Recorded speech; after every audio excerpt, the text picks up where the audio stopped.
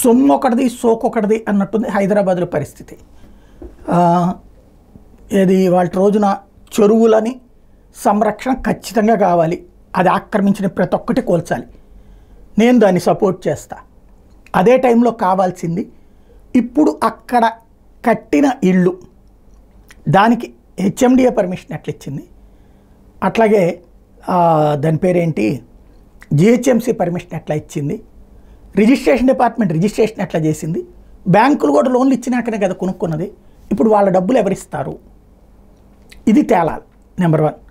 రెండోది వచ్చేటప్పటికి ఇప్పుడు ఈ మొత్తం వ్యవహారంలో క్రెడిట్ ఏమో రేవంత్ రెడ్డిది, లాస్ ఏమో అక్కడ ఉన్నటువంటి వాళ్ళది, పబ్లిక్ది. ఇందులో బిల్డర్ సంపాదించేసుకున్నాడు, ఇల్లు కట్టించి ఇచ్చి అమ్మినోడు హ్యాపీ, పోయింది కొనుక్కుని ఉంటున్నోడు. రీసేల్ కూడా జరిగిపోయినాయి 2 times 3 times, 40-50 ఏళ్ళ నుంచి ఉంటున్నోళ్ళు కూడా ఉన్నారు. మరి ఇప్పుడు వీళ్ళందరి పరిస్థితి ఏంటి, ఎవరు వాళ్ళకి కాంపెన్సేట్ చేసేది? ఎందుకంటే ఒక మధ్యతరగతి వాడి జీవితంలో జీవితాంతం కష్టపడ్డా ఒక ఇల్లు సంపాదించుకోవడం కష్టం. అట్లాంటి ఇల్లు ఇప్పుడు కోల్తున్నాయే, రోడ్డును పడుతున్నారే, ఎవరు వాళ్ళ బ్రతుకులకి జవాబుదారి? అది తేలాల.